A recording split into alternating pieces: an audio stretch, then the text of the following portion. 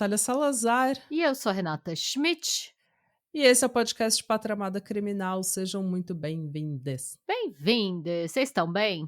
Todo mundo bem? Hoje a gente tá gravando de segunda-feira, os ânimos estão mais animados, estão melhores, apesar da gente estar cansada já. É, como, né? Eu fico me perguntando como que eu já tô cansada. Eu já quero que a semana acabe, é segunda-feira ainda. Essa semana tem sido, assim, um desastre pra mim. Nossa, sim. E é só segunda. É isso. Mas já estou mais animada do que eu tava na última gravação, que era quinta-feira. Na última gravação eu estava derrotada. Nossa, não, foi difícil gravar quinta-feira.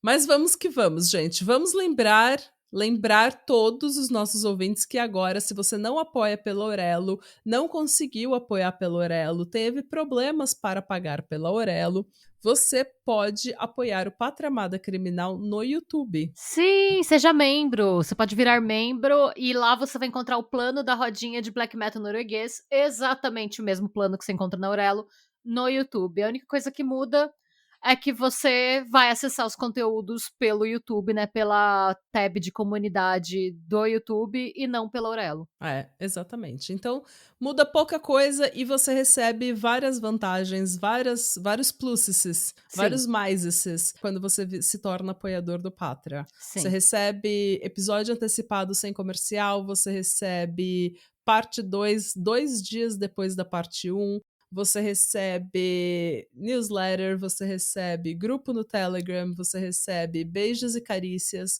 de alguém, não É de nosso, alguém, mas não, de não. alguém você tem que receber. Então tem várias vantagens aí, gente. Você recebe uma onda de boas vibrações e energia que a gente emana pra você. Isso é verdade, good vibes você recebe mesmo, isso eu posso dizer que sim. E a gente fofoca no Telegram o dia todo. É. Eu não, porque eu tenho ansiedade, mas a Renata sempre tá dando Eu tô sempre lá. pitacos. Mas vamos lá, então. Hoje vou te contar uma história. Me conte uma história, quero ouvir histórias! É uma história extremamente triste, extremamente Ah, trágica. já tô arrependida do que eu pedi. Pois é real, é uma história extremamente trágica, mas é Ah, uma história que eu acho legal porque é uma história que aconteceu no Japão e a gente pode falar um pouco das diferenças culturais entre nós e as pessoas, a mídia do Japão, a polícia do Japão, a cultura do Japão, então eu acho interessante. E a gente não faz muitos casos que aconteceram no Japão. não, verdade. É, Até porque a mídia japonesa pra esses casos, ela é bem mais fechada do que a mídia ocidental, né? então. As minhas fontes para esse episódio foram um artigo de 2001 da Time Magazine chamado Death of a Hostess, artigos da BBC, do The Guardian, do The Standard e do Japan Times, Movie Maker, Digital Spy e o documentário Desaparecida, o caso Lucy Blackman, que está na Netflix. É um documentário da Netflix. Eu já conheci esse caso, mas eu, assim, de ouvir em podcasts e ver coisas no YouTube, mas eu não tinha pesquisado muito a fundo até agora. E vamos falar da Lucy Blackman. A Lucy nasceu na Inglaterra em 1978. Os pais dela, Jen e Tim, passaram por anos bem difíceis quando ela nasceu, a família não tinha muito dinheiro. Mas o Tim começou um negócio de desenvolvimento imobiliário em 1982 e eles se mudaram para uma cidade chamada Seven Oaks, que é uma cidade no condado do Kent, no sudeste da Inglaterra. Seven Oaks tem hoje uma população menor que 30 mil habitantes. Então lá a família conseguiu ter definitivamente uma vida mais tranquila. É. E eles se estabeleceram lá, pelo que eu vi, assim, é uma cidade bem tranquila e bem. Tipo, não é uma cidade pobrezinha, sabe? Tá. Em 1995, a família teve alguns problemas porque o casamento da Jane e do Tim acabou devido a um affair que ele teve. Eita. E em 97, a empresa dele faliu e eles voltaram a ter problemas com dinheiro. Nossa, que fase, hein? Quando eles se separaram, a mãe e os 3 filhos, que é a Lucy, a Sophie e o Rupert, eles se mudaram para um apartamento. Então eles deixaram de viver numa casa, assim, relativamente bem luxuosa, bem confortável, e eles foram para um apartamento alugado, assim, eles tiveram realmente problemas com dinheiro, assim, caiu muito o nível de vida deles. Aqui, tipo, no Brasil você nem pensa muito nisso, mas aqui, ainda mais, tipo, no interior da Irlanda, pelo menos, tem tão mais casa que quando você fala que você tá se mudando pra um apartamento, aqui já tem uma conotação de você tá... Você tá deixando uma casa pra se mudar pra um apartamentinho, é porque sua qualidade de vida É que, caiu. assim, eu achei melhor explicar, porque, por exemplo, em São Paulo não é necessariamente assim, né? Em São Não. Paulo, pelo contrário, em São Paulo eu prefiro morar num apartamento do que numa casa, Sim, por questões de segurança. sim. Mas aqui tem isso, assim, aqui como é muito seguro e o interior, tipo, pelo menos aqui na Irlanda, de maneira geral, assim, é porque você tá segurando mais as pontas, se você descer. A não ser que você mora em Dublin, né? Porque em Dublin é tudo muito caro. Não, mas eles estavam com problemas de dinheiro, eles se separaram, então a Jane teve que meio que tocar as coisas sozinha. Por causa disso, a relação da Lucy com o pai esfriou um pouco, principalmente porque ela se sentia muito protetora da mãe. Ela meio que assumiu o papel de mãe da mãe, sabe? Ela tomou as dores do pai, Da da mãe mãe, também, né? é. Contra o pai. Mas eles mantiveram contato e vida que segue. E apesar desse tipo de problema, que são, assim, problemas normais de família, acho que toda família passa por uma variante Sim. desse tipo de problema, né? A Lucy cresceu uma menina feliz e, sem dúvida nenhuma, muito, muito amada. Ela, assim, não tem como negar que os pais e os irmãos e a família dela amavam muito ela. Esse tipo de problema ela nunca teve. Ah, que bom que... Ah, quando ela se formou no ensino médio, a vida de estudante universitária não parecia muito atraente para ela. Isso porque a Lucy, ela foi de ter uma vida muito confortável, que gostava de ter uma vida muito confortável, para morar num apartamentinho alugado com os dois irmãos e a mãe. Então eu acho que ela passou aí por uns perrengues e dela falou: "Eu não quero me enfiar num quarto universitário morando com 3 pessoas que eu não conheço, dividindo o banheiro com 6, sabe, por Uma 4 vida anos". divertida. Ela falou assim: "Não, eu não quero". Ela é descrita como alguém que gostava de conforto. Então, e ela que não era trouxa nem nada e não era uma babaca, ela foi trabalhar. Tá certa, certíssimo. Ela se formou no ensino médio e falou: "Não, quero trabalhar para eu ter o meu dinheiro". E daí ela começou a trabalhar e chegou a trabalhar num banco francês de investimentos no The City of London, que é aquele distrito econômico Sim. dentro de Londres. E mais tarde ela trabalhou como aeromoça para British Airlines, o que não é Uh, pouca coisa, né? não. Se fosse da Ryanair, eu ia ficar com dó. A Ryanair é uma coisa mais roots, Eu ia assim. falar que tadinha, tá ela lá vendendo Vendendo raspadinha. as rifas, Vendendo... vendendo as, vendendo as loterias da Ryanair. Ah, gente, eu não sei se vocês sabem, mas aqui tem uma aviação aqui, a Ryanair, né? Que ela é bem barata. A gente fala que é tipo um busão, É um só busão que que voa. voa. E aí as aeromoças têm que vender, tipo, loteria na hora do... Elas Depois vendem que tudo, elas vendem perfume, loteria, tem as É. revistinhas da Avon. Mas é que assim, revistinha da Avon, perfume, essas coisas, você vê em todo lugar. Agora, loteria pra mim é uma coisa muito É peculiar, só a assim. Ryanair que vende. Eu não sei, talvez esteja errada, mas é que a Ryanair insiste muito, sabe? Eles passam vendendo aquela raspadinha várias vezes, sabe? Alguém quer a raspadinha? Aí volta 50 milhões em prêmios, a raspadinha. É bem isso mesmo. As aeromoças da Ryanair, elas fazem de tudo. Elas limpam todo o Sim, avião, elas exato. cozinham, elas cuidam dos cachorros, elas carpem o terreno, elas fazem Sim, tudo. dão a bolsinha pras pessoas gorfar. Mas assim, eu gosto muito da Ryanair, porque a Ryanair, ela cortou tudo que é supérfluo, que entre aspas é luxo, pra focar só em segurança e levar a gente de A a B por um preço muito maneiro. Mano, pra sentar do lado da pessoa que vai viajar com você, você tem que pagar. Não, tipo, tudo que é luxo, eles querem tirar. O CEO da Ryanair queria, inclusive, criar uma classe pra gente ir de pé no avião. Ele falou que seria legal, porque daí ia baratear muito o voo, todo mundo ia poder voar, todo mundo ia poder. E daí, Mas gente, volta a Ryanair já é R$5,99. então. Você vai pagar R$1,99, aí, além de você passar por toda a indignidade da Ryanair, você vai de pé. A Ryanair é tipo a Temo é tipo a Temo da aviação, tá ligado? Mano, eu tô indignada, eu não sabia disso. Ele tentou isso uma vez, ele tentou jogar essa ideia aí, obviamente que todos os investidores falaram, mano, Você é Não, louco? velho. Mano, é que as pessoas não têm noção, porque assim, tem um problema, entre aspas, sério aqui na Irlanda, que é que os bares aqui fecham cedo. E aí, por quê? Porque a licença pra vender bebida é cara. Uhum. Só que assim, o irlandês, em alguns aspectos, ele é muito parecido com o brasileiro. É um povo festeiro. É. E aí, o que acontece? Qual que é o único lugar que vai te vender bebida às 6 da manhã na Irlanda? Aeroporto. E aí, o que eles Verdade. fazem? A galera vai de táxi do centro Pro dos pubs aeroporto? pro aeroporto, mas calma, porque não é qualquer bar do aeroporto que te serve bebida de madrugada, é só o bar que tá na zona de embarque. Então eles compram uma passagem pra qualquer lugar, porque a Ryanair é barata, você paga 30 euros, 40 euros numa Ah. passagem, e aí você fica bebendo no bar. Só que aí o que acontece é que às vezes, como você já comprou a passagem e você já tá bebendo no bar, você só pega o voo. Tem muita matéria de jornal que é assim, fulano sai pra beber e acorda na Espanha. Mana. Acontece muito. E o problema não é nem só a pessoa que embarca. Imagina você, a aeromoça, tendo que lidar com essa pessoa. Credo. Imagina você tendo que viajar em pé até a Espanha com essa pessoa do seu lado. Exatamente, é isso que eu tô dizendo. Já acontece, gente, é fato. Acontece todo mês, tem um monte de gente que aparece lá.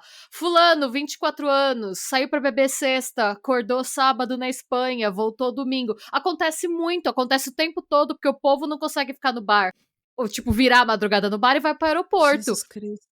E é o povo da. Eu tenho dó, né? Porque a galera da Ryanair que tem que lidar com essa gente. Que não é da British Airways que eles vão comprar a passagem, é da Não. Ryanair. Que vai ser a passagem mais barata que eles puderem comprar aqui perto, pra eles poderem entrar lá. Tem um pub específico que todo mundo fala zoando, que é o maior happy hour da Irlanda. Que é um pub grande que tem na área de embarque. Meu Todo mundo bebe Deus. lá, a galera vai, vocês vai viajar? Não, comprei só porque tá aberto, às 6 da manhã, vai todo mundo da balada pra lá. Credo.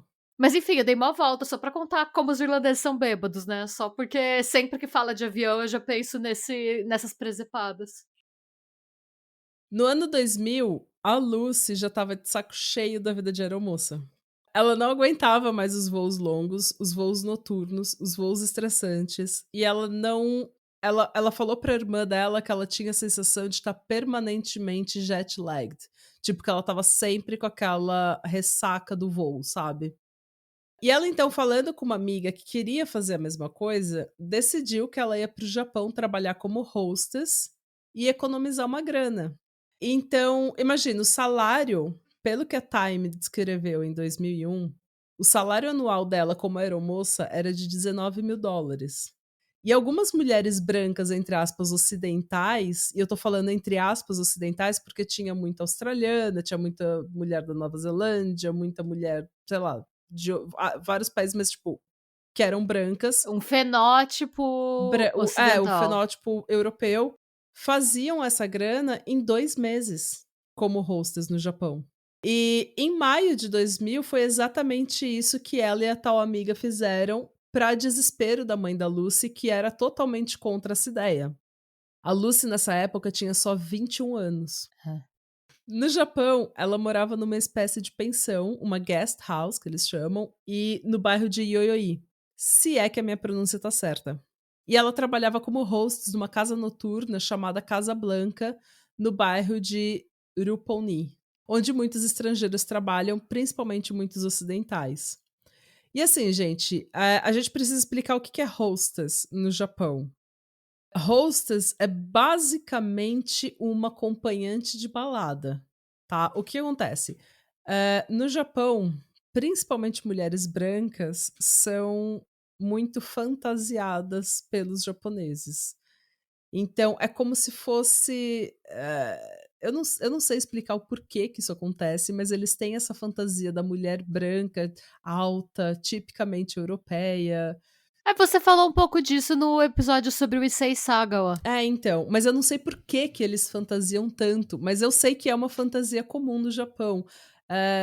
Então eu penso que pode ser meio o caso dos homens que têm as fantasias com as mulheres asiáticas também. Que Entendeu? é uma coisa que a gente ouve muito. Eu não sei dizer qual que é a explicação histórica, sociológica, whatever, mas aqui, assim, aqui eu digo Europa, Estados Unidos, Sim, tem Brasil uma mesmo, tem. fetichização da mulher Tem, asiática. sim. E lá eles têm isso com as mulheres brancas, principalmente as altas brancas, dos olhos claros. Eles gostam.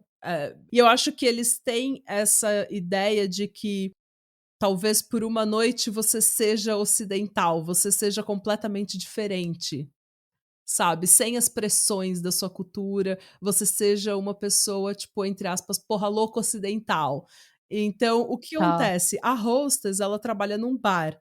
Esse bar, e é um bar comum, gente, tá, é um o elas vão para o bar, elas se arrumam, trocam de roupa, se arrumam, se maquiam e elas ficam no bar esperando os clientes chegarem. Os clientes, normalmente homens mais velhos, businessmen, homens de negócios, homens que estão com cliente em happy hour, homens que podem pagar, que têm uma condição financeira um pouco melhor, eles chegam no bar e começam a beber, começam a balada e eles querem a companhia dessas mulheres, dessas hostas.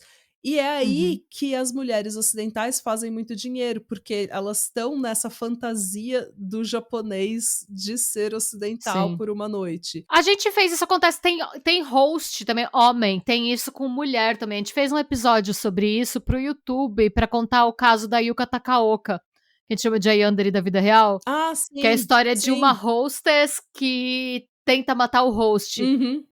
Mas não tem, pelo que eu entendi, pelo menos não tem a conotação de escort ou mesmo de trabalho sexual que tem no Brasil. Você tá pagando pela companhia. Tipo, rola umas coisas por fora, mas enquanto você é hostess, pelo que eu entendi, não sei, pode ser uma coisa totalmente inocente minha, mas falam que se você quiser ser apenas hostess e não ir pra casa com ninguém, você consegue, não Sim, sei. sem problema nenhum. É. Hostess é para você ter uma companhia no bar. Esses homens, Isso. eles vão chegar lá, eles vão conversar com você, vão passar a noite falando alguma coisa que o homem acha interessante e você vai fingir que você tá super interessada. Sim, E é. você vai se divertir com eles, e você vai servir drinks e drinks e drinks, porque Tem umas você que ganha. cantam, né? Canta karaokê, se diverte, vive uma noite de balada mesmo. O cara é basicamente o rei do camarote, É, entendeu? Ele tá pagando por tudo e você fica servindo drinks e elas ganham comissão pelos drinks normalmente. Então, quanto mais eles sim. consumirem, a festa deles ali consumirem, mais ela vai lucrar também. Então é como se fosse, ela tá ali para ser um cartão de visita do bar, ela tá ali para ser a vendedora do bar. A pessoa E que pra ser uma vende. entertainer, né, você tá É, entretendo. sim, só para isso.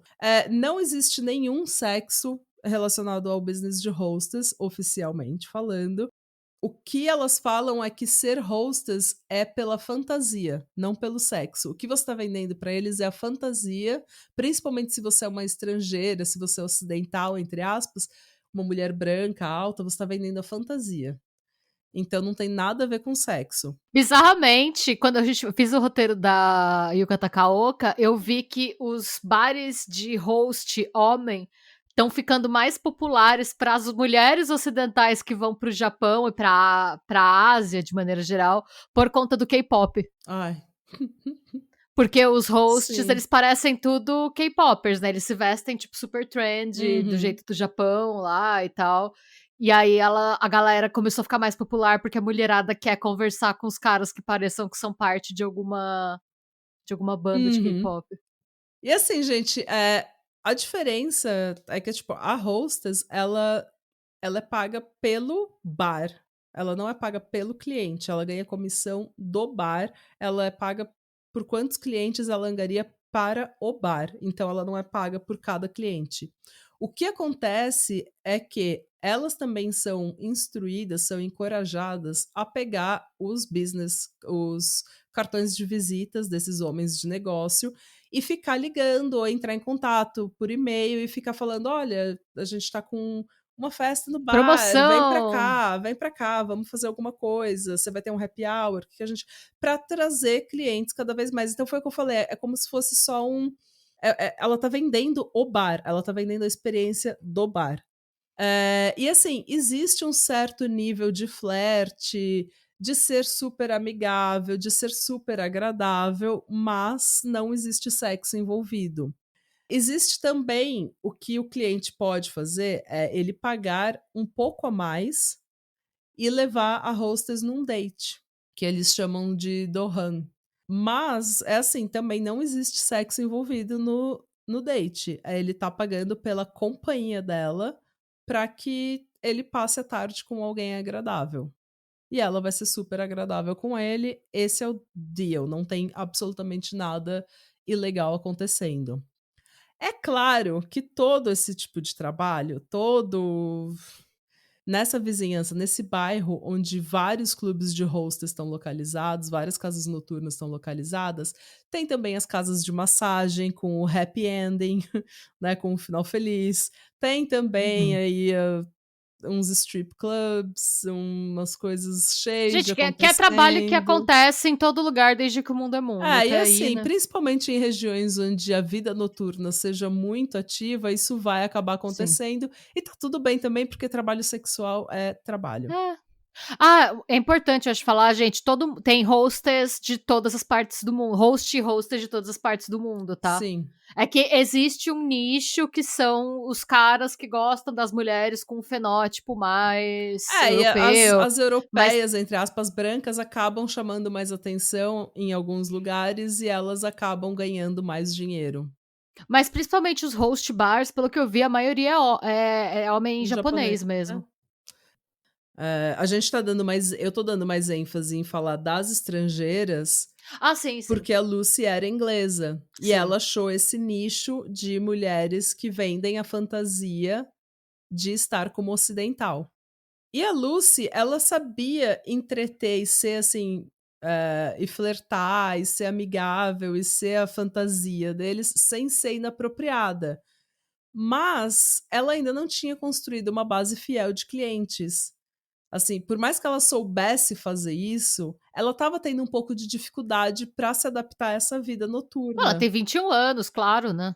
Eles têm inclusive as que ganham mais, as que ele to é tipo, é aberto, Sim, as que tem ganham o mais, ranking, tem o ranking dos mais ela populares do estava bar. sempre em último, coitada, ela Ai, era meio tadinha. flopada. Mas por quê? Porque ela estava tendo dificuldade em se adaptar à vida no Japão, porque é uma vida completamente diferente do que morar numa cidadezinha em Kent, que tem 30.000 habitantes, e você vai pra Tóquio, que é uma das É. cidades mais ativas do mundo, entendeu? Que tem uma vida noturna gigante, que são prédios e prédios e prédios, e trânsito, e luzes, e cultura, e E pouco informação. espaço, né, ela deve ter sofrido um choque cultural considerável, ser muito pouco Exato. espaço lá. Ela E não falava a língua, ela estava é a primeira vez que ela tinha ido para tão longe de casa, ela não estava vivendo uma vida confortável a qual ela era acostumada.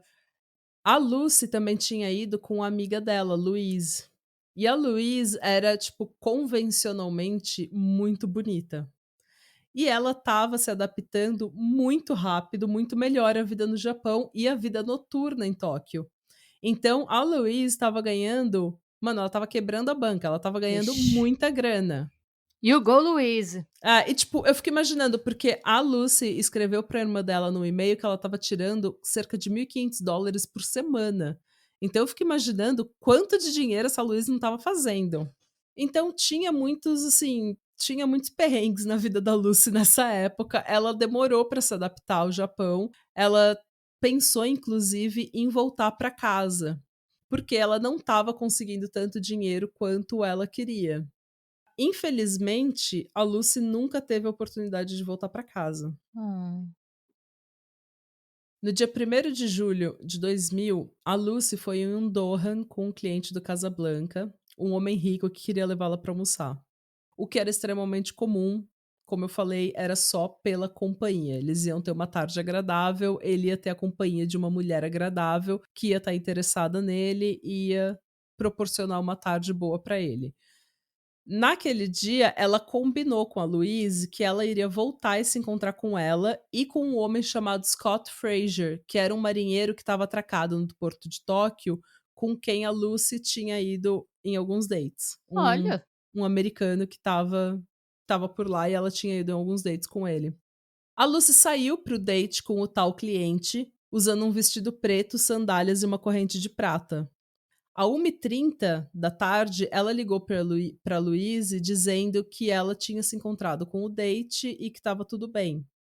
Às 5 da tarde, ela voltou a ligar para Louise dizendo que eles estavam indo para a costa ao sul de Tóquio. E às 7 da noite, ela ligou para Louise dizendo que ela estaria de volta em casa em cerca de meia hora. Nossa. Ela também ligou para o Scott nesse dia dizendo a mesma coisa. Só que a Lucy nunca voltou para casa. No dia seguinte, a Louise recebeu uma ligação de um homem dizendo que a Lucy não iria voltar para casa, que ela tinha se juntado a uma seita e que ela estava num treinamento em Chiba. Lá pelo dia 3 de julho de 2000, a Louise ligou para o pai da Lucy, dizendo que fazia uns 2 dias que ela não tinha contato com a Lucy. E o dono da pensão onde ela morava e os donos do clube onde ela trabalhava, obviamente, também já estavam preocupados, porque ela simplesmente desapareceu da face da terra. E assim, num primeiro momento, ninguém sabia direito o que tinha acontecido. Se ela tinha vazado com esse cara, se ela tinha, sei lá, tirado uma folga, surtado, ou se ela tinha realmente sido vítima de alguma coisa. Mas a ideia de que ela tivesse sumido com uma seita era absurda, porque ela era uma pessoa cética. Ela não era uma pessoa que gostava de nada new age, nada de religião, nada dessas coisas assim de signo, ela não era gratiluz de forma nenhuma. Então falar que ela ia conhecer um cara e fugir com uma seita era absurdamente ridícula, essa ideia. E algumas coisas começaram a sair na mídia. Jornalistas foram contactados, as pessoas começou o burburinho ali no Tá. bairro, sabe, de uma hostess que tinha desaparecido. E daí começou meio que a rádio peão, sabe, uma começou a falar com a outra, que começou a falar com a outra, a fofoca se alastrou. Mas num primeiro momento, a polícia parecia não estar interessada. E tem um problemazinho aí com a polícia, gente, porque assim, vale lembrar que tudo que eu vou falar agora eu li na mídia ocidental, e isso é uma percepção ocidental. Então, tudo que eu tô falando pode estar errado. Tá. É simplesmente o modo como a cultura japonesa, a polícia japonesa, as autoridades japonesas são representadas na nossa mídia. Então, essa percepção ocidental pode simplesmente ser um choque de cultura e tudo que eu tô falando seja besteira. Mas o que que acontece? A percepção que a gente tem no ocidente é que a polícia estava desinteressada porque a Lucy era uma turista. E como turista, ela sequer tinha um visto de trabalho. Ela não devia estar trabalhando. Ela foi na loucura. Ela foi como turista, que é o que a maioria dessas Não hostas fazem, sabia. inclusive. Elas vão, porque você vai assim, para trabalhar uns meses só para ganhar dinheiro e vazar. Entendeu? Então, a polícia nem se importa muito, porque muitas dessas mulheres que estão como turista, elas apenas elas mudam de lugar, elas mudam para outro país, porque elas não estão ali para fazer do Japão a Ué, eu casa não sabia delas. disso. Elas estão ali só para ganhar uma grana e ir embora. Isso é um problema depois para a polícia que eu vou falar mais tarde.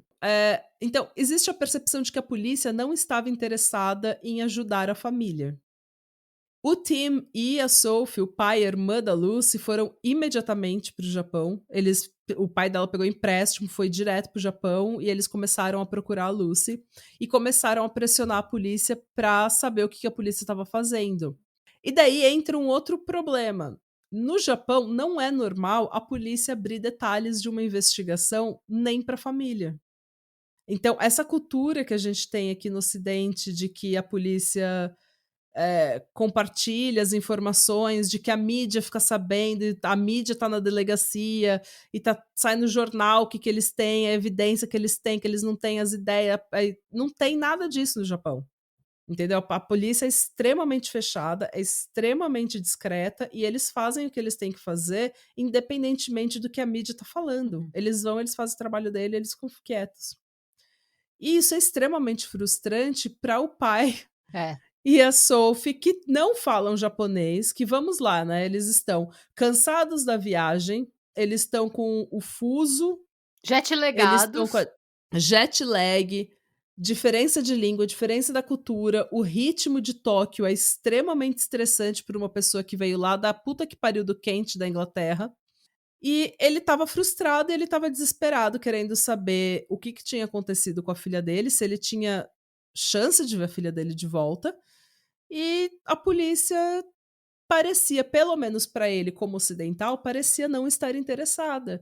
E tem muitos documentários e podcasts desse caso que falam assim que a polícia não deu atenção nenhuma. Eu não acho que tenha sido o caso. Eu acho que isso é uma percepção um pouco ocidental. Eu acho que existe também um elemento de privilégio. o inglês, branco, homem, cis, tá sempre você tá na Inglaterra, ele é uma pessoa que ele fala e as pessoas ouvem. Se você chega na Inglaterra como cidadão britânico, você chega lá para falar com a polícia vai te atender, vai te dar atenção, vai te dar informação. Então você tá acostumado com com nunca ser ignorado, Sim, nunca ser desprezado, nunca ninguém fala: "Olha, cala a boca e não se mete que esse é o meu trabalho". E daí quando você encontra isso, você fica meio baqueado, você fica meio em choque. sim. Então é por isso que eu tô falando, muito do que é dito sobre a polícia nesse caso, talvez seja apenas a nossa percepção ocidental de que a gente não entende a cultura deles, a gente não entende como as coisas acontecem no Japão e a gente fala: "Meu, esse povo não tá fazendo nada". Mas o pai dela tinha um ponto, ele estava desesperado e ele ficava falando pra polícia, "Minha filha conheceu esse cara no clube. Vocês já falaram com o dono desse clube? Ele tem que abrir quem é a lista de ele tem que abrir a lista de cliente. A gente tem que investigar essa lista de cliente do clube".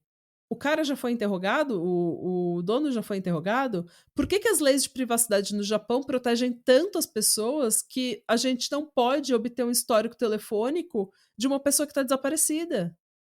Sabe, a minha filha está desaparecida, ela não fala a língua, ela não é daqui, ela não sabe onde as coisas ficam, ela não sabe se comunicar, não sabe viajar pelo Japão, ela está perdida e vocês não podem abrir o histórico telefônico dela nem com autorização do pai.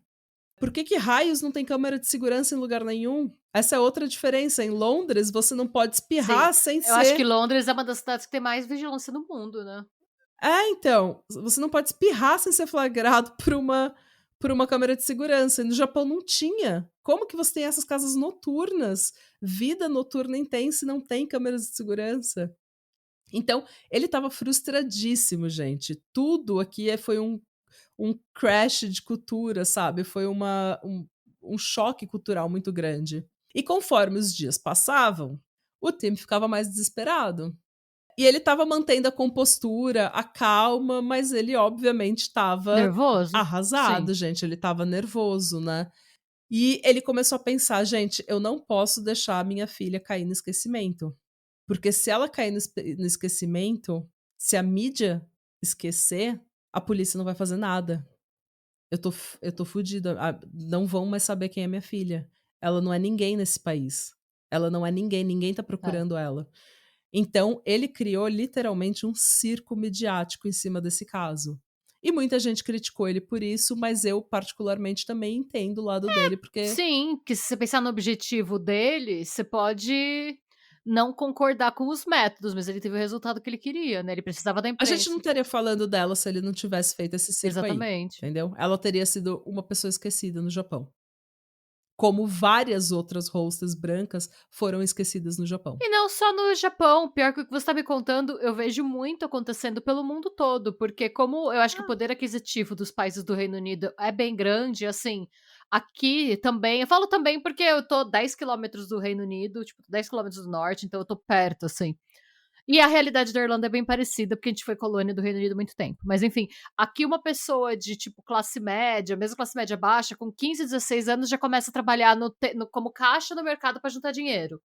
E Sim. aí, normalmente, quando você se forma, quando você faz 18 anos, né, entre você sair do colegial e ir pra faculdade, tem muito britânico que tira um gap year, né, que vai pra Índia, Uhum. e em todos os casos que eu vejo de gente desaparecendo, assim, tem esse choque de cultura dos pais britânicos com as autoridades. Por Sim. conta de as coisas serem tratadas de forma diferente. E fora que E eles não assim, entenderem, né, e eles não eles não. entendem que as coisas são diferentes do que na Inglaterra ou do que nos Estados Unidos. Exato, eles têm a expectativa de que vai ser como se a Inglaterra tivesse colonizado o mundo todo, que eles vão achar um departamento de polícia igual ao do bairro dele É. em Tóquio, sabe, o que não é assim. É isso que eu tô falando, tem um elemento de privilégio, É, de eu não estou sendo ouvido, quero falar com seu gerente.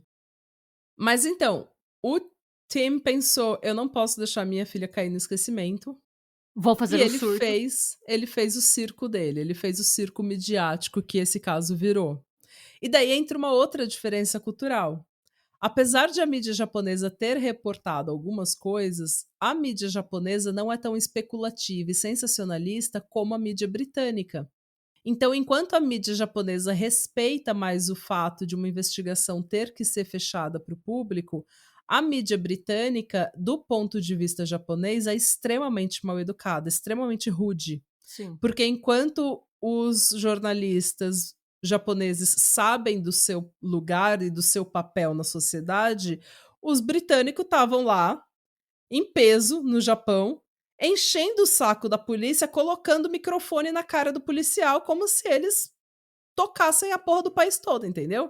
E daí os policiais, obviamente, ficaram com um puta ranço da mídia e do team que tava incitando a mídia, que tava aí rocking the É, o boat. que também é um problema, porque a última coisa que você quer é que a pessoa que tem o poder de te ajudar tenha ranço de você, né. Exato. E no documentário da Netflix fica bem, assim, claro que o policial ele falou: a gente tinha esperança de que ela ainda estivesse viva. Então a gente ficou com medo que esse circo todo fizesse a pessoa que estava mantendo ela presa em cativeiro ficasse desesperada e matasse ela.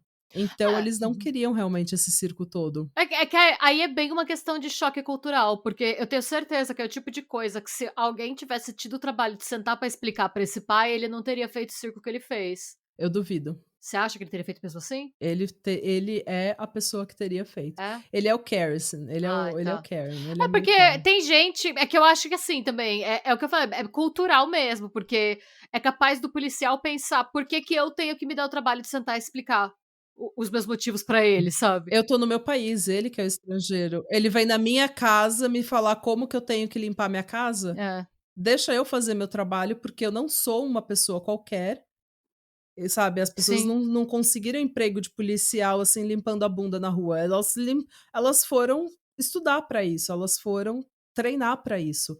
E elas têm experiência, elas têm anos de carreira, então sim. obviamente que elas não querem sentar com uma pessoa e falar: "Olha, fulaninho, deixa eu te explicar.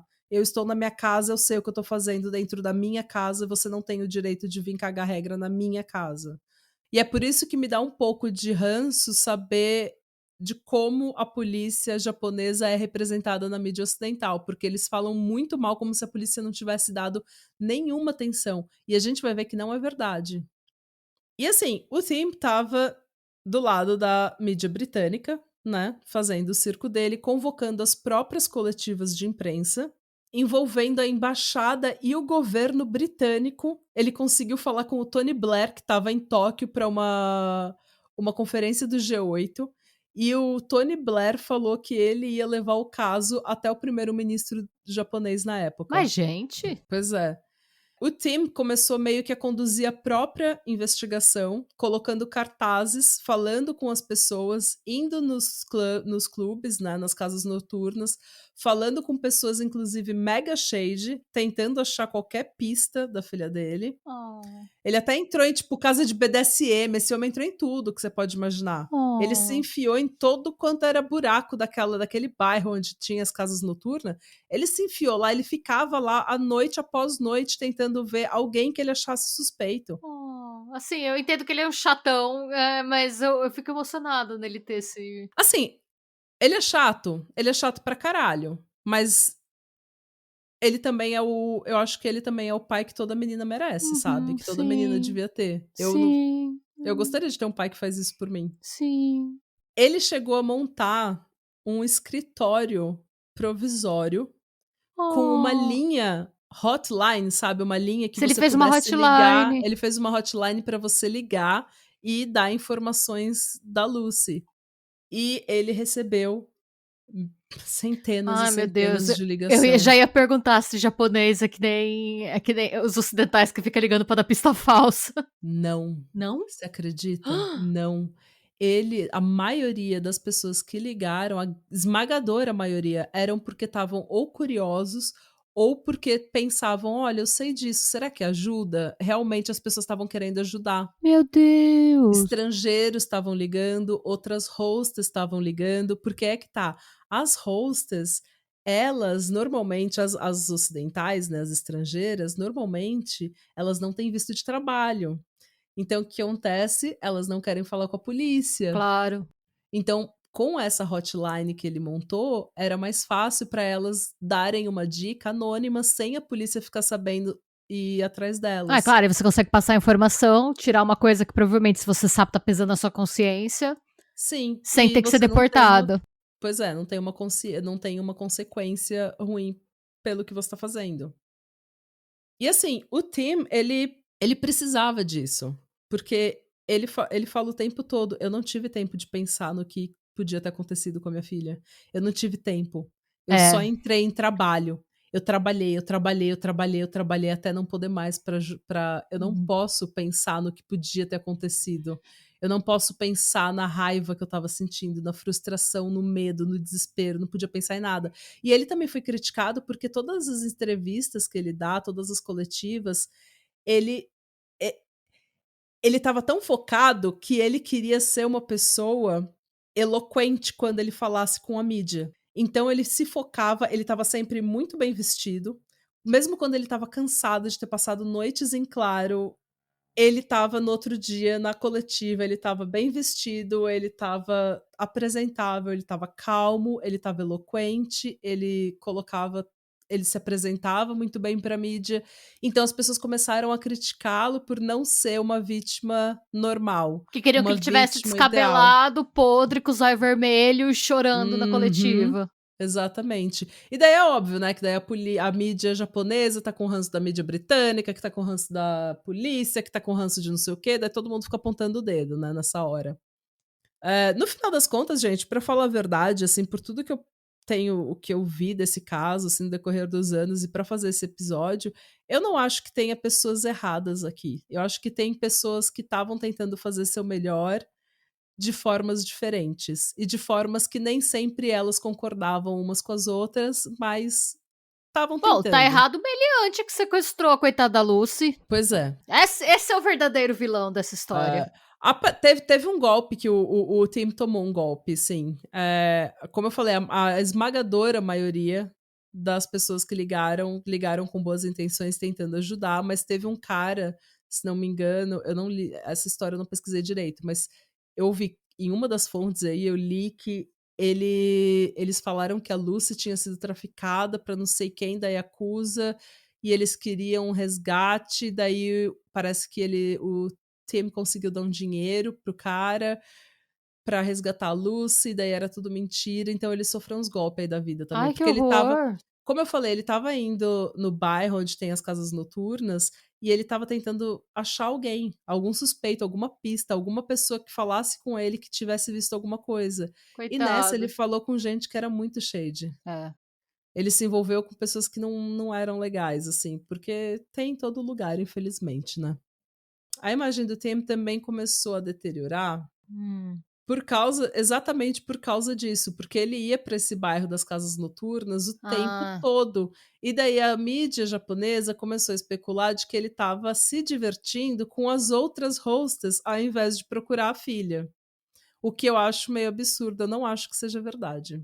eu acho que não faz nem muito Ele tem muitos sentido. defeitos, mas ele não, sabe, ele não tinha nem dinheiro pra isso, gente. Ele teve que fazer empréstimo e pedir doação pra família pra conseguir ficar lá procurando a Lucy, sabe. Então, menos. Ele foi representado bem mal na mídia japonesa. E esse pesadelo, gente, durou meses. Ai. E ele e a Sophie, que tinham prometido só voltar pra casa depois de encontrar a Lucy, tiveram que arrumar as malas e voltar pra casa sem sequer saber se ela ainda estava viva. Ah. Mas, nesses meses todos, não era só o Tim que estava trabalhando. A polícia também estava. E tudo bem, levou cerca de 6 semanas para que a investigação tivesse algum progresso, mas Tá. progresso foi feito, estava sendo feito. Eles começaram a falar com as hostas estrangeiras na rua mesmo, porque eles viram que elas estavam com medo de ser deportadas, com medo de entrar em conflito com a polícia, e eles entravam no clube e elas saíam pela porta de trás. E daí eles falaram: "Gente, Ah. vamos falar aqui na rua mesmo, sabe? Tá. Vamos, tipo, a paisana, de boa, sem". Num lugar que não seja ameaçador, num contexto que não represente ameaça pra ninguém. Então eles não ficavam nem, tipo, eles não queriam nem o nome dela, sabe? Eles só falavam: "Ó, não precisa nem se apresentar, só me fala alguma coisa que você sabe". Tá. E elas começaram a falar. E como eu falei, todas as dicas também, as pistas que chegavam para o time, ele dava para a polícia, então meio que um alimentava o outro também, né. Falando com algumas dessas hostas, eles ficaram sabendo que existia um homem, um cliente muito rico, que era meio estranho. Tá. E ele já tinha feito outras hostas se sentirem desconfortáveis ou intimidadas, o que não era parte do trabalho Sim. delas. Então elas meio que lembravam quando o cara era creepy, porque a maioria era gente boa. Tá. Tipo, A maioria era gente boa, respeitava elas, estava lá só pra se divertir, pra ter uma noite da hora. E daí quando tinha um creepy, um cara, sabe, shade pra caramba, elas meio que tá. lembravam. A polícia começou a receber relatos de hostas que tinham ido em um date com o cliente e acordado no outro dia extremamente mal, tendo uma experiência péssima. Eita, como se ele tivesse drogado essas pessoas? Exatamente. Várias falaram: "Eu fui alguma coisa aconteceu comigo naquele date, porque eu acordei no dia seguinte, eu não conseguia me mexer, eu estava muito ruim, me drogaram, porque eu não uso droga, alguma coisa aconteceu comigo", e algumas relataram que realmente tinha sido estupradas. Que horror! Elas lembravam que elas tinham sido estupradas, elas sentiam, porque no outro dia você tá, né, Sim. é uma violência, não foi algo consensual. E eles começaram a encontrar alguns relatórios da polícia local, eles começaram a pesquisar os relatórios da polícia local e começaram a ver que tinha sim relatórios para a polícia feitos por hostas, reportando que esse cliente, que elas tinham saído com o cliente, que sexo não era parte do trabalho delas, mas que elas tinham sido drogadas, estupradas. E que era um cliente rico, era um cliente que era meio creepy, meio estranho, e que ele era um cliente rico, porque ele estava sempre em carrão, e tipo, Porsche, Mercedes, Rolls Royce, sabe, não era um carrinho Rapaz. assim, não era um Honda Civic. E foi assim que eles chegaram, falando com essas hostas, e lendo esses relatórios e pesquisando essa linha de investigação, eles chegaram em uma mulher australiana que tinha trabalhado como hostess no Japão, e que tinha tido essa experiência 3 anos antes. Ela disse que ela tinha anotado o nome e o telefone do homem que tinha feito isso com ela num caderno antigo que desde então tinha sido deixado na Austrália. Nossa, gente, que tour! Que Pois novela! é. Eles conseguiram fazer com que esse caderno fosse enviado para a polícia de Tóquio, e a polícia então tomou conhecimento do nome Yuji Honda e um número de telefone que agora eles podiam rastrear. Porque também detalhe, todas as vezes que eles viam um relatório ou que eles falavam com uma hostess ou que o team recebia uma dica na hotline, eles recebiam um nome diferente para esse tal cliente. Era E Cojo, era Cujo, era fulano, era ciclano, porque ele ficava trocando de nome o tempo todo. Mas as informações sempre batiam, o modus operandi batia, os carrões, o cara, ele era estranho, assim, assim, assado. Mas agora podendo rastrear esse telefone, esse número de telefone, bingo! Um dos telefones para os quais esse número tinha ligado era da Lucy Blackman. eita porra, pegaram o cara! E daí, com a ajuda da companhia telefônica, e isso é em 2000, tá, gente? Então era assim, os primórdios da internet, os primórdios de rastreamento, os primórdios do Até porque celular. hoje em dia eu acho que seria bem mais rápido. Sim, hoje você consegue rastrear um celular para onde exatamente na casa que ele tá, É, não era assim na naquela casa época, a que ele gente foi muito usado. mudou nos Não, últimos 24 anos. não. Com a ajuda da companhia de telefone, eles viram que esse telefone, esse número de telefone, 4 torres em Tóquio, capturaram o sinal desse telefone. Então era assim: "Ok, esse telefone ligou às 3 da tarde, ele ligou para tal fulano, para esse número aqui Nessas X". torres aqui. Daí nessa torre registrou. Daí logo em seguida ele ligou para outra pessoa e registrou na outra torre. 4 torres diferentes, em 4 direções diferentes, tinham registrado, capturado o sinal desse telefone. E como era muito, assim, o policial até fala no documentário, não tem como ele dirigir de um lado para o outro, Tá. entendeu?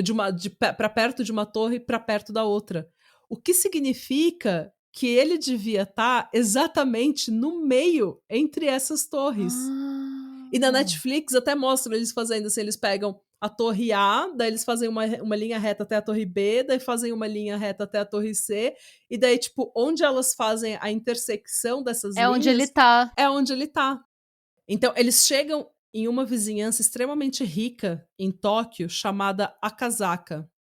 E lá, porque todas elas tinham falado que o cara anda de Rolls Royce, anda de Mercedes, anda de Porsche, eles falaram, é um cara muito rico. Então eles foram pro prédio mais rico que eles conseguiram achar naquela Meu vizinhança. Deus, critério!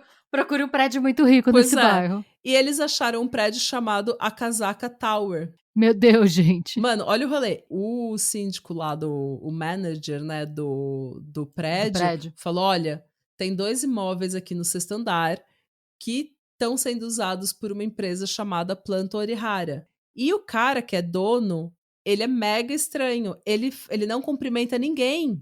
Ele falou, ele não cumprimenta ninguém. Além de tudo, é um grosso, um assassino e grosso. E ele falou assim, ele não cumprimenta ninguém e ele nunca anda com a cabeça reta, com a cabeça pra cima. Ele tá sempre com a cabeça pra baixo, como se ele não quisesse que ninguém olhasse pra ele. E daí a polícia, né? Vamos lá. E os carros que ele dirigiam eram todos das marcas que estavam nos relatórios da polícia. E falando com uma outra hostess, uma inglesa, que concordou em oficialmente prestar depoimento, que ia, assim, tipo, participar da investigação on the record, sabe?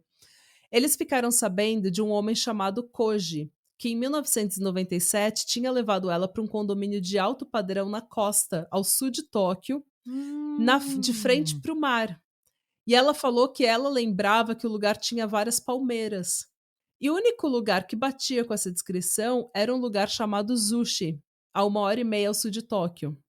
Eles então levaram essa hostess até a marina de Zushi, onde ela reconheceu o condomínio para onde ela tinha sido levada. Meu Deus, gente. Na marina tinha um restaurante. E eles mostraram uma foto da Lucy para a garçonete e perguntaram se elas já tinham visto aquela mulher ali. E ela falou, sim, ela veio aqui não faz muito tempo com um homem. Com a lista de moradores do condomínio em mãos, a polícia chegou a um nome chamado Obara, ou Obara. E um dos policiais lembrou que a empresa que alugava os 2 imóveis na Akasaka Tower, cujo dono era muito estranho, chamava Plant Orihara. Tá. E os caracteres para Obara ou Obara também podem ser lidos como Orihara. Meu Deus, gente! Não é uma loucura? Quando eu tava vendo no...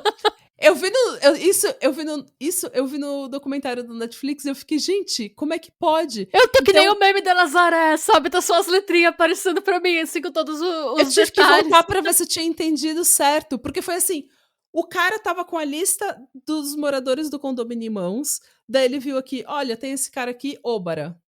E daí falou pro outro policial, Obara? Não, peraí, a gente tava pesquisando um cara de uma empresa que chama Plant Orihara, ou Orihara, e os caracteres são parecidos, então de repente é o mesmo cara. Gente, esse treco tá tão complexo, tá tão difícil.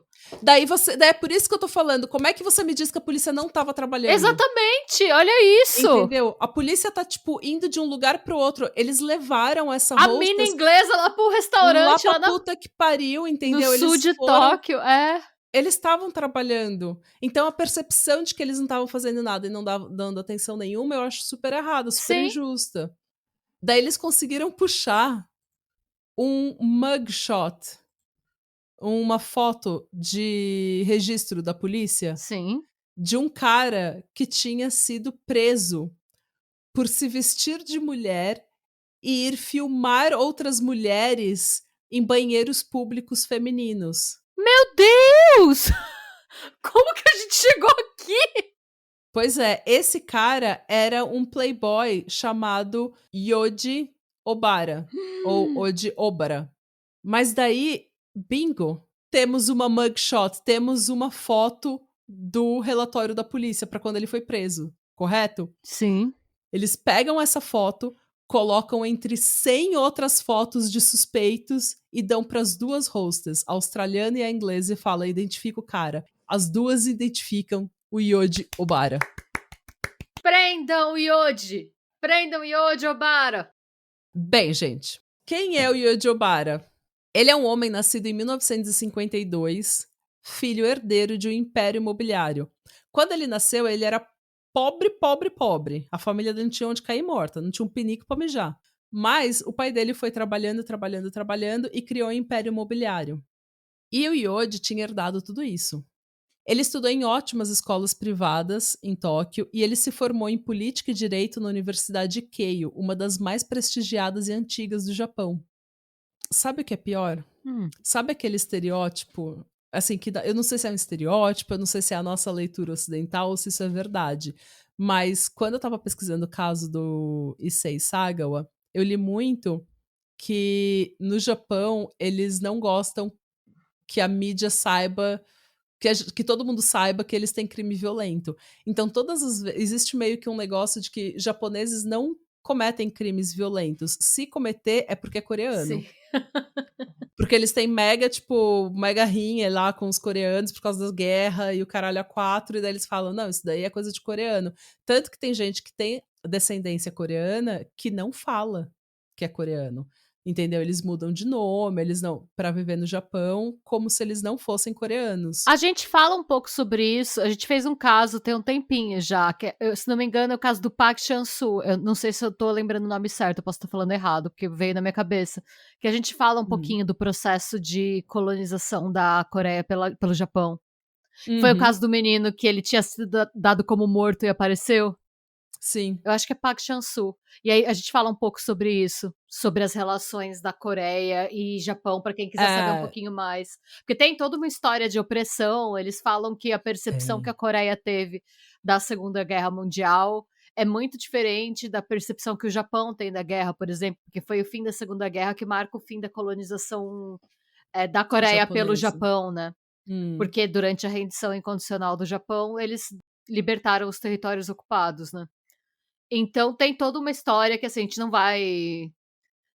não dá pra entrar, porque eu também não sei Exatamente, tudo. não, e é muito mais complexa do que o nosso conhecimento, isso é uma coisa que eles... Mas tem essa rinha aí, tipo, eles falam que... E tem muito imigrante da Coreia que mora no Japão, ou por causa dessas relações, tem muitas famílias mistas, né? De pessoas coreanas e japonesas que se casam, tem um filho, e daí o filho vai morar no Japão e ele tem que meio que apagar a história coreana dele como se não existisse.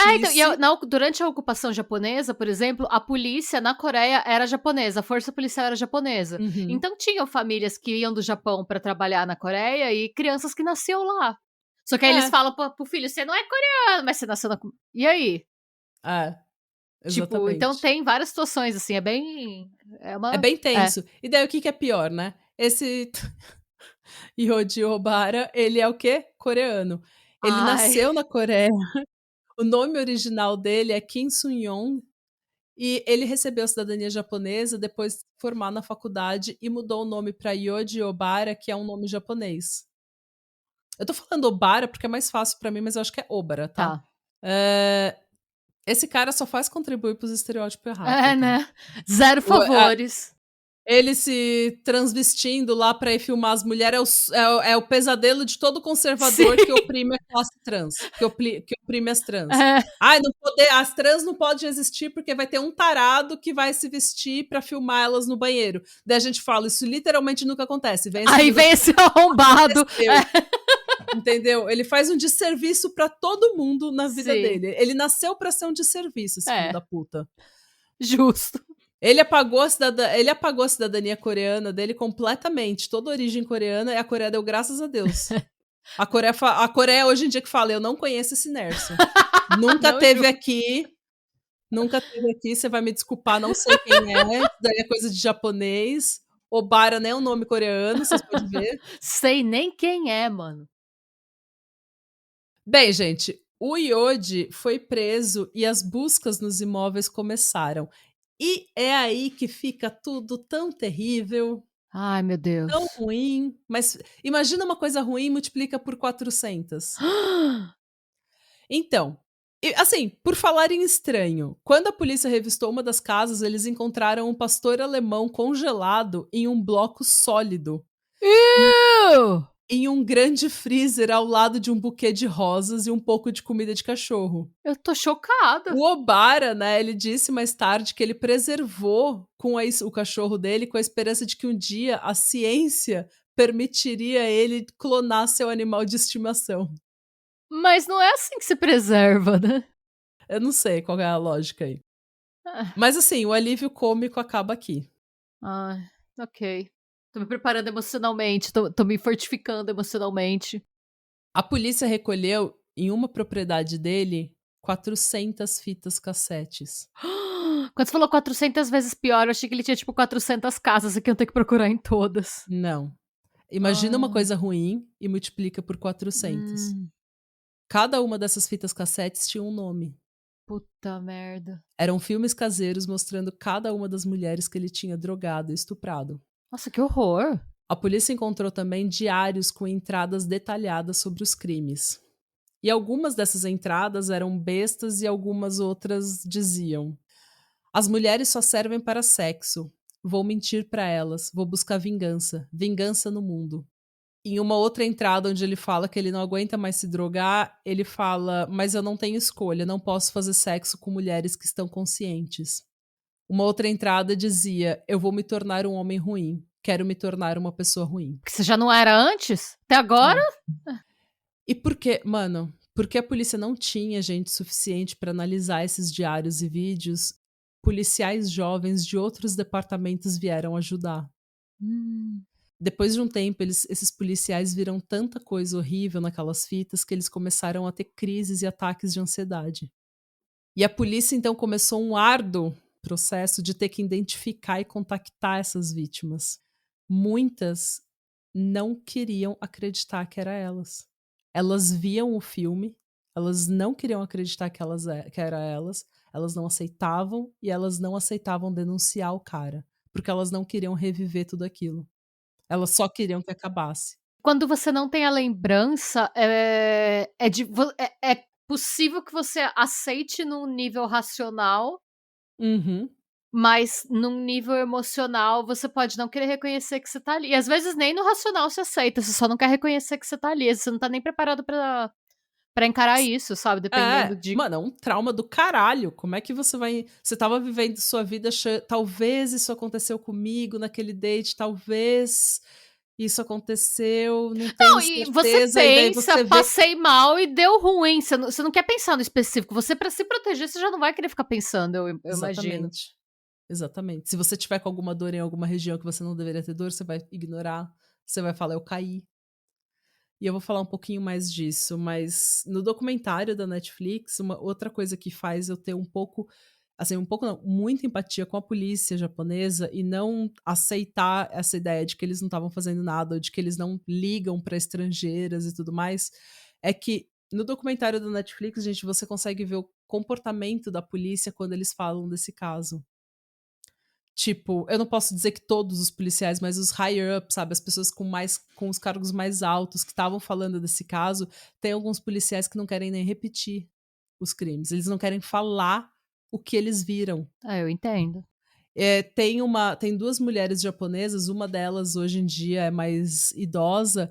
Ela tá tão abatida, ela fica tão. Quando ela fala dos crimes, principalmente do estupro, ela baixa a cabeça como se ela tivesse com vergonha, sabe? Como se ela tivesse constrangida pelas. Ela tá triste pelas mulheres que passaram por isso. Dá pra ver que ela tá triste. Tem os homens também falando aqui, eles falam daquilo com um senso de empatia. Dá pra ver que é empatia misturada com vergonha, misturada com pena, misturado com, meu Deus do céu, o que que é isso? Que eu passei, o que eu vi, sabe? Então, eu super recomendo esse documentário. Eu não tô descrevendo tudo que o documentário fala, justamente pra vocês irem ver. Não estou sendo paga pela Netflix, gostaria. Gostaríamos. Mas é que realmente é um documentário bom pra entender o caso.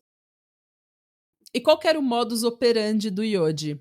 Ele ia pro bar, conhecia uma menina, depois convidava ela para um date, oferecendo um jantar romântico, uma festa, um date que ele fosse cozinhar para ela, passar uma tarde gostosa. Ele trazia elas para o apartamento dele e lá ele mantinha a conversa leve, bem despojado, uma coisa que você jamais ia imaginar que ia dar ruim. E daí ele incentivava, né, ele puxava uma garrafa de vinho e falava: "Olha, tem um vinho aqui que ele é caríssimo, vem da Índia ou da Filipina, e ele é um vinho feito com ervas especiais, então vamos eu preciso muito que você experimente esse vinho". Por que que ele falava que era um vinho raro da Índia ou da Filipina com Pra você não ervas? estranhar o gosto ruim? Exatamente, porque o gosto estava estranho. E obviamente que estava estranho, porque ele tinha batizado com droga, com sedativo. Para uma das vítimas, ele chegou a falar, isso tudo tá em vídeo, ele chegou a falar que era tradição nas Filipinas tomar em um só gole, e que isso dava boa sorte, que se ela não bebesse tudo de uma vez só, não ia dar boa sorte. E as fitas de vídeo contam o resto da história. Ele arrastava as mulheres inconscientes para sua cama, para o seu quarto, e algumas ele amarrava e sodomizava por horas e horas e horas. Tem um policial que fala também no Netflix que ele achou estranho que quando ele entrou no quarto de uma das casas tinha um gancho no teto Iu! e ele não entendeu nada. E daí depois ele viu a fita e ele entendeu que era pra pendurar as vítimas dele enquanto ele sodomizava elas. Pra garantir que elas não acordassem no meio dessa todas, ele molhava umas toalhinhas, assim, com cloroformo e colocava no rosto delas, Iu! pra elas continuarem sedadas, porque ele ficava 12, 16 horas com elas. Ai, que horror! As mulheres acordavam 24 ou até 48 horas depois, doentes, desorientadas, e todas elas relatam ter acordado vomitando, não conseguido ficar em pé ou até rastejando até o banheiro para poder vomitar. Tipo, não conseguindo Nossa. ficar em pé mesmo, não conseguindo, não tendo força para se manter, tendo que rastejar até o banheiro. Poucas tinha sequer ideia do que tinha acontecido com elas, como eu falei, muitas não acreditavam quando elas viam o filme, elas não acreditavam. E elas não acreditavam porque ele limpava elas, vestia elas antes delas acordarem, e quando elas acordavam, ele tinha uma história, o apartamento já estava limpo, ele tinha uma história: "Nossa, você ontem bebeu uma garrafa inteira de vodka. Você estava mal, você ficou muito festou muito, foi tão legal". E daí ele falava, caso elas estivessem com alguma dor: "Ai, que você caiu, você não lembra? Você estava dançando na mesa, você caiu". Tipo, e elas só acreditavam que elas eram umas mulheres loucas que dançavam na mesa, que viravam uma garrafa de vodka.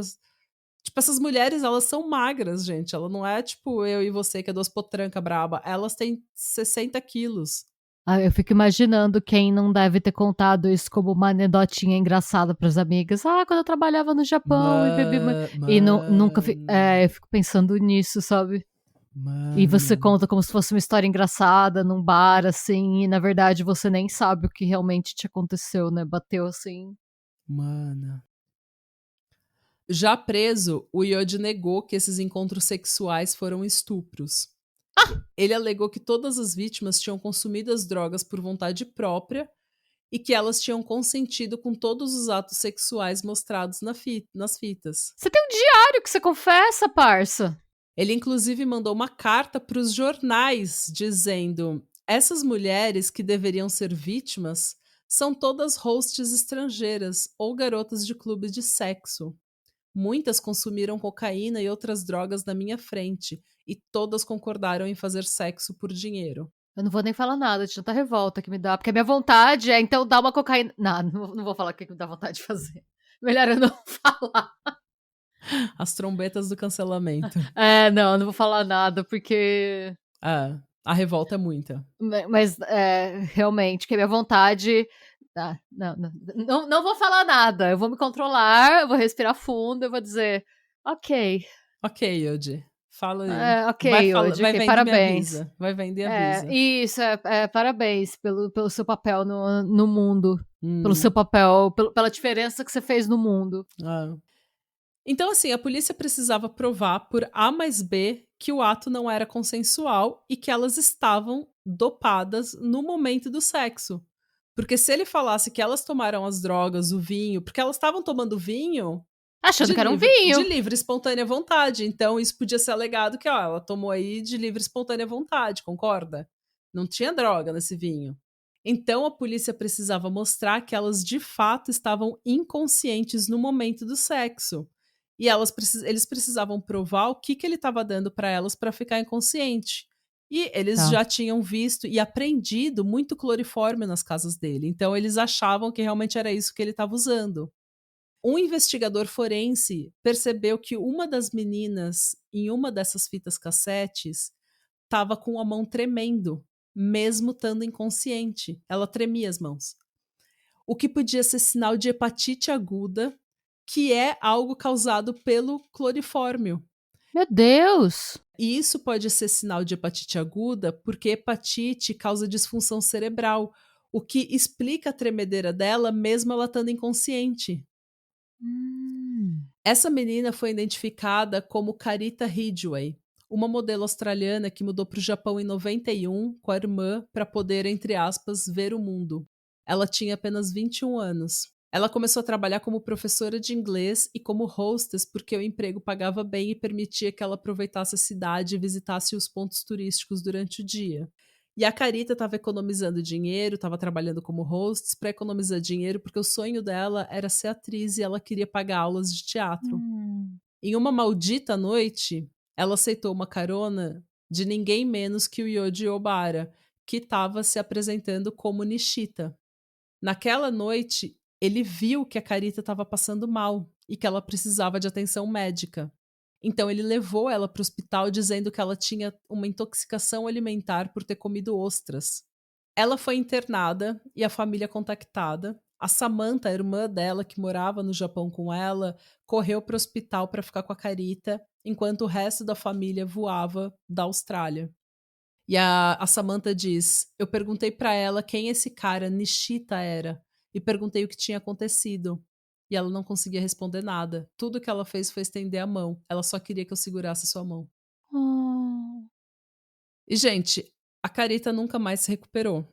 Ela teve falência hepática, entrou em coma e Ah. dias depois foi declarada a morte cerebral. A família então resolveu desligar os aparelhos que mantinham ela viva. Nossa, que horror, que triste. A causa da morte foi descrita como hepatite E e a Carita foi cremada e enviada de volta para a Austrália. A família solicitou que as autoridades japonesas investigassem esse tal Nishita e o que de fato aconteceu com a Carita. Mas essas solicitações foram ignoradas pelas autoridades japonesas e pela embaixada australiana. E assim, algumas fontes dizem que o noivo da Carita já tinha ligado para a hotline do Tim. Então fica aquele negócio de o Tim recebia informação, passava para a polícia teria aberto o caso da Carita, mas a polícia fala também que eles que viram o nome dela na fita e que viram que ela tinha tido hepatite, o caramba. Então não sabe de onde sai essa informação, mas eles viram quem ela era. Mas, em 2000, quando a polícia identificou a Carita como sendo uma das vítimas do Yoji Obara, eles tiveram acesso a uma amostra do fígado dela que tinha sido coletada como evidência. Meu E Deus! testando essa amostra de fígado, o que é que eles encontraram? Clorofórmio. Clorofórmio. Em um dos diários do Yoji, a polícia também achou uma entrada que dizia Carita Ridgway, muito clorofórmio. Meu Deus! Então a polícia agora tinha provas o suficiente para incriminar o Yoji por estupro e pela morte da Carita, mas eles ainda não tinham nada para incriminá-lo pela morte da Lucy. Ah, isso que eu ia perguntar. Acharam alguma coisa da Lucy no apartamento? Então, acharam algumas coisinhas, tipo fios de cabelo, loiro, algumas coisas assim, mas eles não tinham o corpo da Lucy. O que ajudou muito a polícia foi o fato de o Yoji ser um puta hoarder do caralho que não jogava nada fora. Ele tinha em um apartamento uma quantidade gigante de notas fiscais que ele apenas não jogava fora. O que permitiu que a polícia basicamente fizesse uma reconstituição dos passos dele no dia em que a Lucy desapareceu. Gente, esse cara não tem nenhuma redeeming quality, né? A única redeeming quality que ele tem é que ele é tão burro que ele deu provas suficientes contra ele mesmo que permitiu que ele fosse É preso, que tá. porque... Achava que ninguém nunca ia ficar sabendo. Ele era tão rico e tão delusional, que ele achava que ninguém nunca mano, as fitas não estavam, tipo, num quartinho no porão, elas estavam pelo apartamento dele. Mano, nem medo ele tinha, né. Seguindo essas notas fiscais, eles viram, por exemplo, que no dia 1º de julho, ele foi até Zushi, onde a Lucy e ele almoçaram no restaurante da Marina. A garçonete viu ela lá. Eles ficaram no apartamento do Yoji, no condomínio de luxo que a outra host tinha reconhecido. Na noite seguinte, o Yoji volta para Tóquio, onde ele faz algumas compras interessantes. Hum. Uma serra elétrica, cimento e uma barraca portátil. No dia 5 de julho, ele dirige até um apartamento que ele tem num condomínio em Aburatsubo, onde a polícia acredita que ela tenha sido desmembrada. Hum. Toda essa evidência, porém, era circunstancial. E eles precisavam desesperadamente encontrar o corpo da Lucy, Sim. que eles já estavam procurando por meses ali próximo de todas as propriedades do Yoji. Mas assim, com o tempo passando, eles foram procurando, procurando, procurando, e eles ficaram procurando, tipo, eles falam no documentário da Netflix que, tipo, eles entraram, assim, em lugares insalubres, Hum. onde o terreno não era nem seguro, sabe, tipo, pra tentar achar o corpo dela. O corpo da Lucy foi finalmente encontrado 223 dias depois do desaparecimento. Na costa onde eles estavam procurando, tinha diversas cavernas, pequenas, médias, cavernas que você só chega pelo mar, assim, ou não chega quando a maré tá alta. Tá. Dentro de uma delas, um policial viu uma grande quantidade de lixo trazido pela maré. Mas ele achou estranho que tinha uma banheira de cabeça para baixo. Uma banheira solta de cabeça para baixo. Mano, é o segundo caso japonês que a gente faz que o corpo tá numa banheira. É. E daí ele falou: "Gente, essa banheira não foi trazida pela maré?" Não. E ele então entrou na caverna, levantou a banheira e viu insetos carnívoros na areia. E começou a cavar. O corpo desmembrado da Lucy foi encontrado em sacos de pano, Hum. enterrados em uma cova rasa na areia. A cabeça dela tinha sido raspada e coberta por concreto. O cimento que ele comprou Era pra era para colocar a cabeça dela dentro do concreto para eles perderem completamente o registro da arcada dentária, de tudo. Não adiantou, tá, porque eles Que bom. cavaram, eles tiraram todo o cimento até conseguir achar a arcada dentária dela e confirmar que era de fato a Lucy Blackman. Tá. O Yoji foi levado a julgamento por sequestro, estupro seguido de morte e desmembramento do corpo da Lucy, pelo estupro seguido de morte da Carita Ridgway e por outros 8 estupros, que era que eles conseguiram confirmar com evidências que não tinha sido sexo casual, Consensual. consensual. Ele foi condenado pelo estupro e pela morte da Carita e pelos 8 estupros, mas ele não foi condenado por nada referente a Lucy. Por quê? Porque não tinha evidência física o Hum. suficiente que ligasse ele à morte. Tá. Porém, eles apelaram e em 2008 ele foi finalmente condenado por desmembrar e abandonar o corpo da Lucy. E a pena de vida na prisão que ele já tinha ganhado no primeiro julgamento se tornou irreversível. Ele nunca mais vai sair da prisão. E assim, gente, a vida da família nunca mais foi a mesma, obviamente. Em 2006, o Tim disse que a morte da Lucy afetou profundamente os outros 2 filhos. A Sophie tentou tirar a própria vida na noite seguinte ao enterro da irmã. Ah, Ela foi cremada, mas eles enterram as cinzas sim. aqui na Europa, né.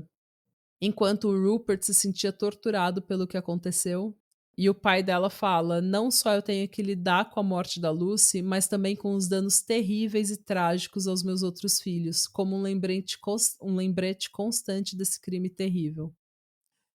Lá em 2007, quando o Yoji estava sendo julgado da primeira vez, um dia antes do Yoji ser absolvido por todas as acusações relacionadas a Lucy, a mãe da Lucy se manifestou contra o ex-marido.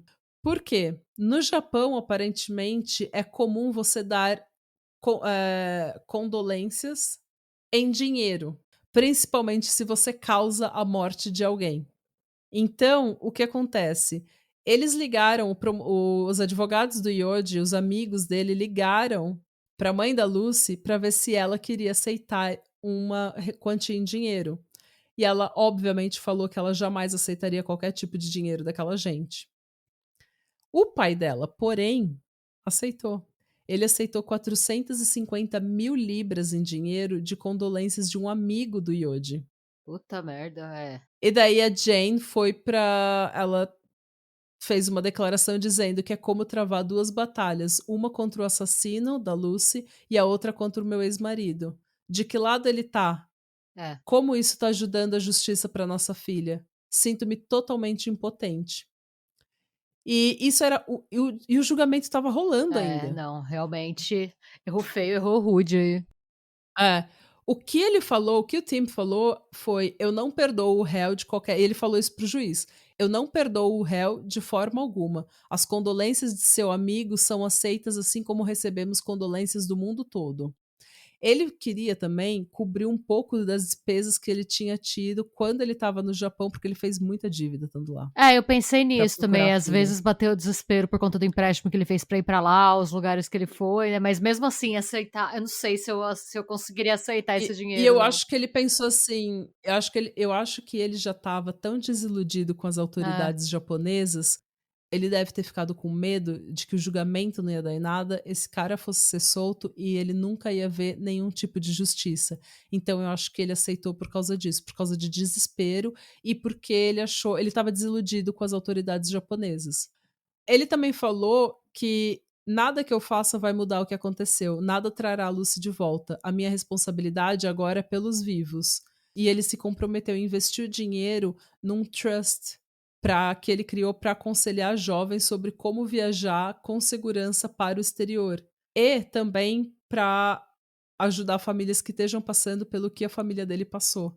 Então, quando alguma família tem um ente querido que está desaparecido em algum lugar distante, ele dá todos os recursos, ele entra com aconselhamento, com advogado, e esse trust é para arcar com essas despesas financeiras. ah, mas pra mim de qualquer maneira era uma decisão que ele tinha que ter tomado junto com a ex-mulher dele, porque a filha era dos 2, sabe, Ele não tomou é, com então ela. eu acho que é uma coisa que, assim, a sua Tanto que ela intenção pode falou, ser a melhor do mundo, mas a filha é dos 2, sabe, eu acho que todas as decisões nesse sentido tinham que ser tomadas com os 2. tanto que ela falou, a ex-mulher falou que, assim, o Tim nem falou com ela sobre É, esse então, trust sei aí. lá, eu Esse acho que trust aí foi fundado por ele, ela não a tinha gente não nem sabe nem, envolvimento. sendo bem sincero, a gente não sabe nem se é verdade, se tem esse trust aí. Não, Tem? tem É. esse trust, tem esse trust. Em 2020, ele foi rebatizado como LBT, que antes era Lucy Blackman Trust, agora é o LBT Global, porque a família se afastou da administração e agora são outras pessoas que administram, mas ele continua ativo. Ah, que bom, dos males o pior que algo bom saiu dos males o menor, desculpa, que algo bom saiu disso, né, mas eu pra mim, pelo menos minha Hum. opinião pessoal, era uma coisa que tinha ter sido discutida em família, assim, Eu mas achei péssimo é. também. Segundo um professor de direito da Universidade de Yokohama, ao aceitar esse dinheiro durante o julgamento, ele dá a impressão de que o caso tenha sido resolvido amigavelmente, porque uma das partes expressa remorso e outro aceita em forma de dinheiro. Aceita um prêmio consolação ali. Então, se a intenção não foi essa, não foi perdoar, não foi dizer que o caso estava resolvido amigavelmente, isso foi um erro muito sério que ele cometeu. Sim. Outras pessoas que estudam direito e que comentam direito no Japão falaram que isso com certeza influenciou o juiz a absolver ele de todas as acusações referentes a Lucy. Felizmente, o promotor não largou o osso, Ainda entrou com bem, apelação, em 2008 ele foi condenado também e hoje ele vive na cadeia sendo um filho da puta. tudo bem. É isso aí. Essa é a trágica história de Lucy Blackman. Nossa, eu conhecia essa história por cima, mas eu conhecia tão pouco, que eu nem lembrava que tinham achado quem foi que fez isso. Eu achava que era, tipo, não resolvido, assim. Ah, não, eles acharam esse cara é a pior, eles acharam a pior pessoa do mundo. Né, nessa altura, essa pessoa é tão horrível que, assim. Ah, mas é o que eles falam, ó, por pior que tenha sido, a morte dela salvou muitas vidas e trouxe justiça para muitas pessoas. e deu um fechamento aí pra história da Carita, trouxe a atenção pra história da Carita de novo. Agora pelo menos a família sabe o que aconteceu. Não, e o que quer que digam, falam que, o não saber é sempre pior, né. É. Então pelo menos a família teve esse encerramento, né, porque tem gente que passa o resto que morre sem saber o que aconteceu com os filhos, né. Ah, então. Então, como a gente já viu algumas vezes aqui, inclusive a gente falou tanto de gente que só desaparece, que parece que sumiu no ar, né, ultimamente, nos últimos Uhum. meses, assim, que eu acho que pelo menos eles têm essa possibilidade de pelo menos, foi encerrado de alguma forma, sabe. Ah, então, eu acho, por pior que tenha sido, né, ninguém quer que ela morra, mas por pior que tenha sido Não, e que história horrível. Esse cara parece vilão de filme. Eu acho que se eu visse um filme com esse maluco como vilão, eu ia achar muito forçado. Eu ia falar, nossa, mas ele só é o vilão, tudo de ruim no mundo está nessa pessoa. sim, Alguém assim não existe na vida real. Pois bem, pois existe bem. sim. E é isso, Gente, gente. Eu espero que vocês tenham gostado desse episódio. Nossa, eu adorei a história. Eu não conhecia, Eu assim. conhecia, assim, eu já tinha ouvido em outros lugares, canais no YouTube, de outros documentários. Tem um documentário que chama Death of a Hostess, que eu vi faz muito tempo também, quando saiu esse. E daí eles falam bastante, mas eu vi o documentário no Netflix e eu falei: "Ah, eu preciso fazer esse caso". Porque eu achava que era um caso, assim, tipo, que eu não estava interessada, e daí quando eu vi o documentário eu falei: "Opa, eu estou bem interessada", porque Não, é bem ele interessante esse mostra caso. uma narrativa que eu já não conhecia, porque eu conhecia a narrativa de que a polícia japonesa não faz nada e foi. Não, e eles fizeram uma super investigação, olha, foi uma coisa assim. E eles fizeram umas conexões que você tem que estar extremamente envolvido, extremamente concentrado no caso pra fazer, né? Dá pra ver Sim. que não foi uma investigação mal feita, é uma questão E cultural. eles falam com o policial, mano, eles falam com o policial que achou a Lucy. Hum. E ele dá pra ver no olho dele que ele nunca esqueceu aquilo, sabe, tipo, é bem triste. Ah, o superintendente da investigação dela foi pra Inglaterra de férias, e ele foi pra Kent visitar o Ah, túmulo da Lucy, visitar a mãe dela, falar com a mãe dela. Acho que com o pai ele não falou. Mas ele foi até a casa da mãe, ela falou: "Ah, ela me serviu chá, tal". que Ele respeitoso. foi respeitoso, ele foi prestar a última homenagem dele. Ai, que Certo? triste. Sim. E esse é o caso, E gente. começa a semana com essa. Começa a semana com essa, mas ó, calma, porque semana que vem eu tenho um episódio ainda pior, então, ei. Ah, meu Deus! É isso, gente. Muito obrigada pela sua paciência, pela sua audiência, pela sua suculência e por serem Sim, esses apoiadores maravilhosos. Se você gostou desse episódio, você já sabe o que fazer. Ajuda a sim. gente a crescer. Espalhe a palavra, vai se inscrever no nosso canal do YouTube, e seja bom, e busque conhecimento. E muito obrigada pela audiência, muito obrigada pelo carinho, Isas. E Radebra. E Sloan, E tchau. adeus. Até semana que vem.